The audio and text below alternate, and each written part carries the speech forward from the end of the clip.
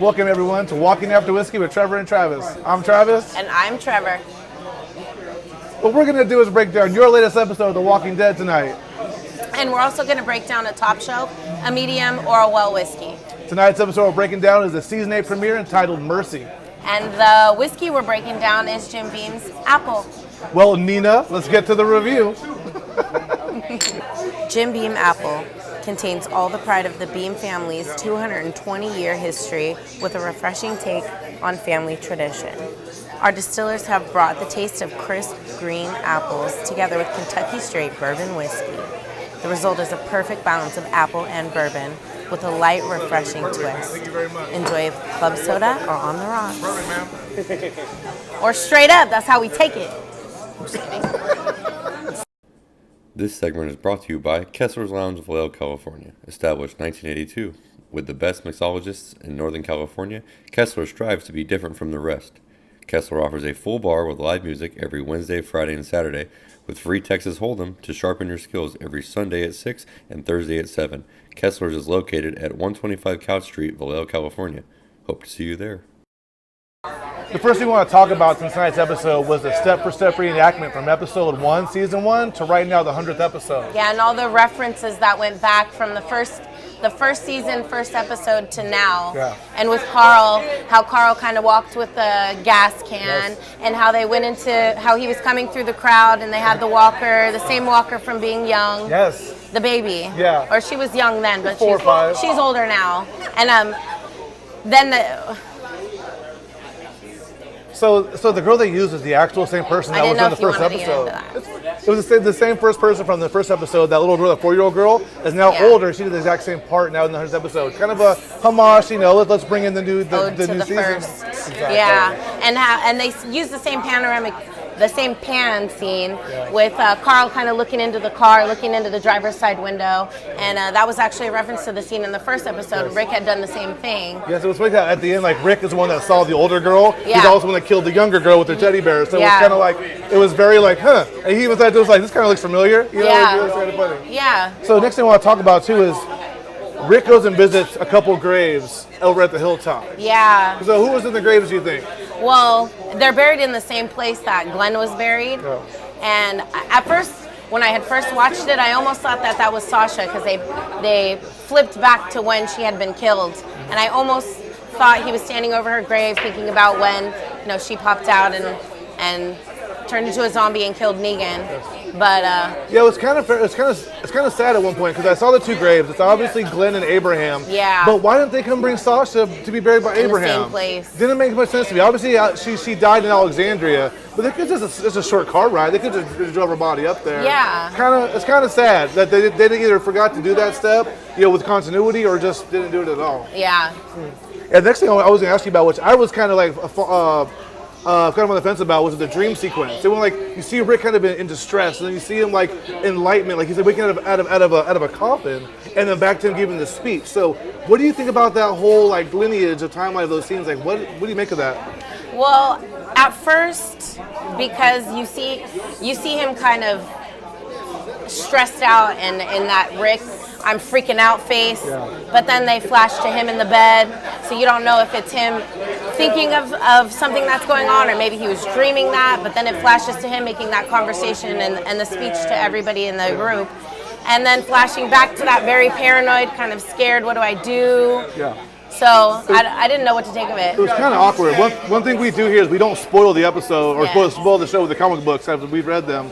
But Rick walks with a cane, and it's very, if you know, indicative of the haircut that he has. Yeah. After all that war is done, he has this very militant haircut, and he has this cane because after this big battle he has, I'm not gonna say who gets in a fight, but his leg gets broken, he almost dies. In the comic. And so it's almost like a distress to what's happening in the future. But then I'm kind of wondering now, is what's happening now like a nightmare, and we're actually in the dream, or is the dream just based setting up what's gonna happen in future seasons? Yeah. Right? Yeah.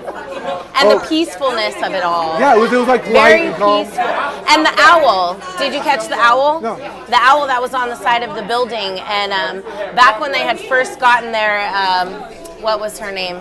You might want to cut what? Sasha, Andrea. No, the lady that used Michonne? to do. The lady that did the sculptures. She did Carol. sculptures in her garage that was beat by her husband. Carol. No. She lived in Alexandria. Oh, Jessie. Jessie. Yeah. So she had a thing for sculptures of owls. Remember that big one that she made? That almost exact same big one was on the side of that house that they panned out of that was very cottage looking. Oh, weird. I didn't know that. It was on the right. I'll have to watch it a fifth time. So this is what I'll talk about. I call it the popcorn trail. She calls it the very methodical. Oh, damn it.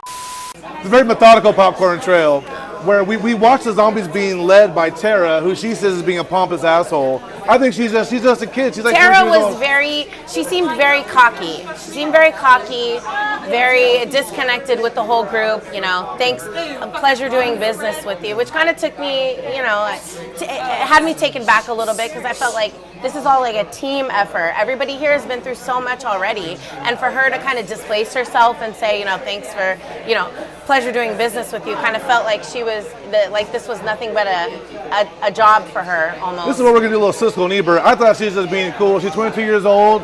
Walking zombie apocalypse. She got this shit. She's owning it. The young I get. She's like the young like whatevs chick, you know, like the LOL chick. So. But back to the methodical placements of distraction.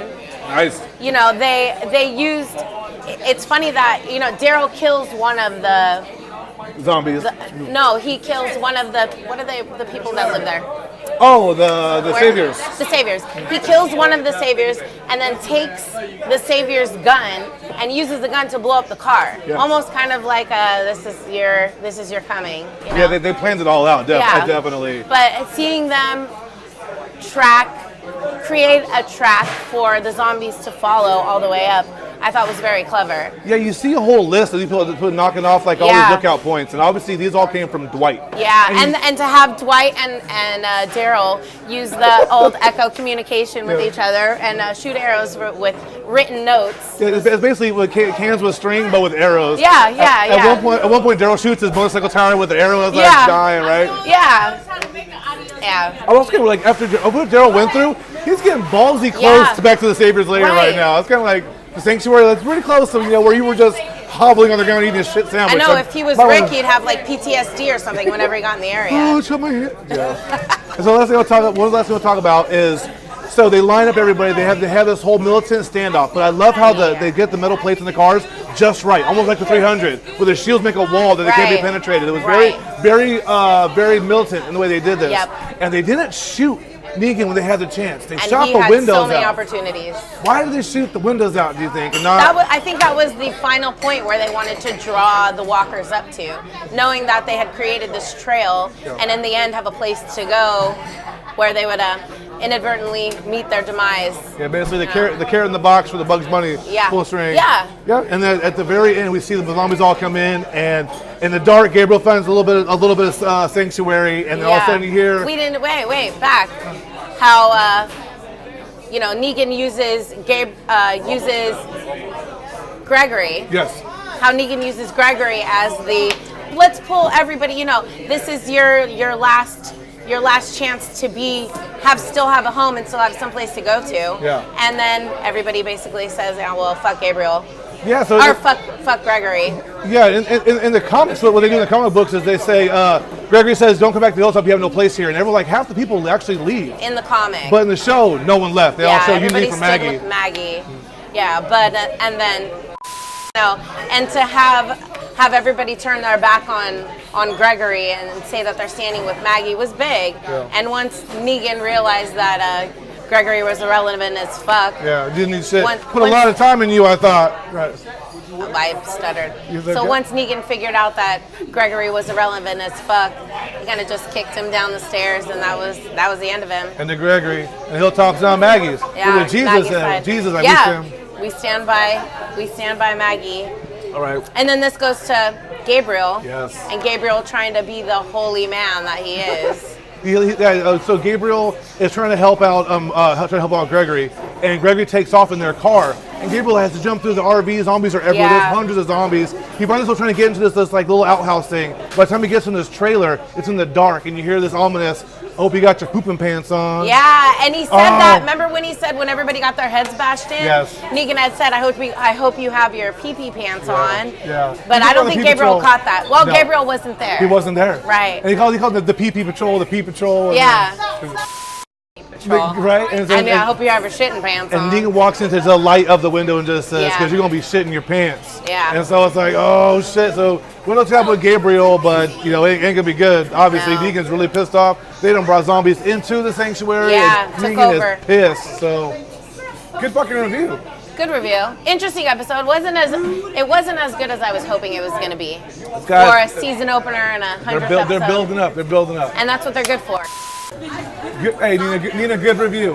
Well, thank you, Travis. It was fun being here. Why don't you talk about exactly where we are? This is Kessler's Lounge. Kessler's Lounge in Vallejo, California. V-Town. We down in the heart of Vallejo, home of Mac Dre and Home of E40. Mac Dre. And this place is a hidden gem here. They got pool nights, they got poker nights, they got singing nights, they got all kinds of nights. And free food. Free food here, so you come get drunk, you fill up. On pool nights only, though. You can one night on the way home, no big deal. Hopefully not. We love Kessler's, they love us here. They let us film here. Thank you very much, Kessler's, Very we love you. hospitable.